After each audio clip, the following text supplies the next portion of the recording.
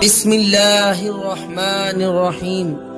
دوستو، کیا آپ جانتے ہیں کہ بہت سارے بزرگ تو بلیوں کو جانور مانتے ہی نہیں ہیں، بلکہ ان کے مطابق بلیاں کچھ اور ہی ہیں، اور ایسا ماننے کی ان کے پاس ایک بہت بڑی وجہ بھی ہے۔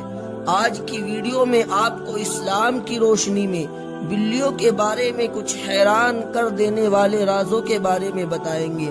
اس کے علاوہ بلیوں کے بارے میں سب سے زیادہ پوچھے جانے والے سوال کہ کیا واقعی میں بلیاں ہمیں دولت مند بنا سکتی ہے؟ بلی اگر راستہ کاٹے تو کیا ہوتا ہے؟ کیا بلی کے رونے سے کسی گھر والے کی موت ہو جاتی ہے؟ بلی اور جنات کا آپس میں کیا رشتہ ہوتا ہے؟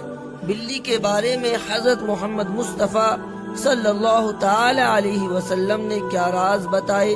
بلی کو گھر سے بھگانے والے کہ آپ نے بلیوں کے ساتھ ایسا کیا کرنا ہے کہ بلی آپ کے لیے دولت، برکت اور رحمت لے کر آئے۔ اللہ تعالیٰ نے کبھی بھی اپنے آپ کو صرف انسانوں کا رب نہیں کہا ہے، بلکہ اللہ رب العالمین ہے، یعنی اللہ تعالیٰ نہ صرف تمام جہانوں کا رب ہے بلکہ ان جہانوں میں جتنی بھی مخلوقات رہتی ہیں ان تمام کا بھی رب ہے۔ ان مخلوقات میں انسان کے علاوہ جنات، فرشتے، شیاطین اور جانور بھی شامل ہیں، اور بھی نہ جانے اللہ تعالیٰ کی کتنی مخلوقیں ہیں، ہم جانتے تک نہیں۔ تمام ہی بزرگوں یعنی اللہ کے ولیوں میں اگر کوئی بزرگ اللہ تعالیٰ کی تمام ہی مخلوق کو بہتر طور پر سمجھ سکتا تھا اور ہر ایک مخلوق کی بولی بھی سمجھ سکتا تھا تو اس میں کوئی شک نہیں کہ وہ بابا فرید الدین گنج شکر رحمت اللہ تعالی علیہ تھے، بلکہ بابا فرید کی تو کرامت ہی یہی تھی کہ آپ چڑیوں سے باتیں کرتے تھے۔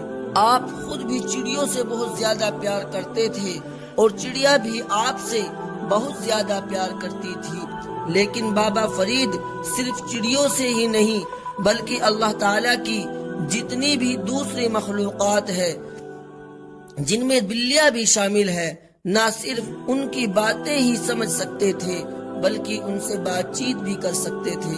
بابا فرید کا روٹین ہوا کرتا تھا کہ صبح اٹھنے کے بعد سب سے پہلے آپ چڑیوں کو دانا ڈالتے تھے، جس کے بعد بہت ساری چڑیا آپ کے آس پاس جمع ہو جایا کرتی تھی۔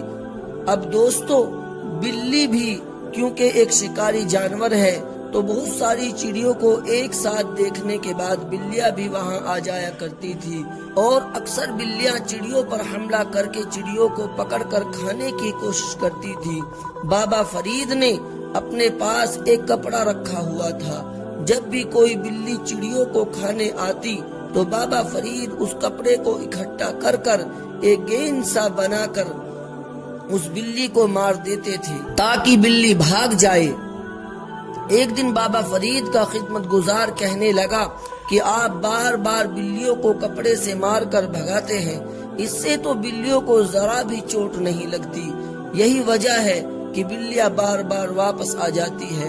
آپ ایسا کرے کہ بلی کو جوتی پھینک کر مارے، ایک دفعہ بلی کو جوتے لگے گی تو دوبارہ بلی لوٹ کر نہیں آئے گی۔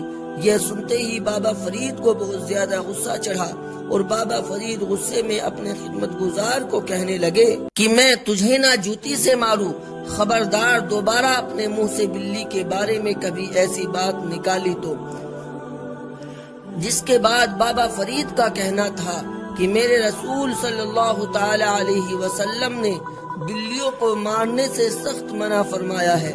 بابا فرید فرماتے ہیں بلکہ آپ کا یہ حکم ہے کہ اگر کسی بلی کو مارنا بھی ہو تو روئی کا گولا بنایا جائے اور اس روئی کے گولے سے بلی کو مار کر بھگایا جائے۔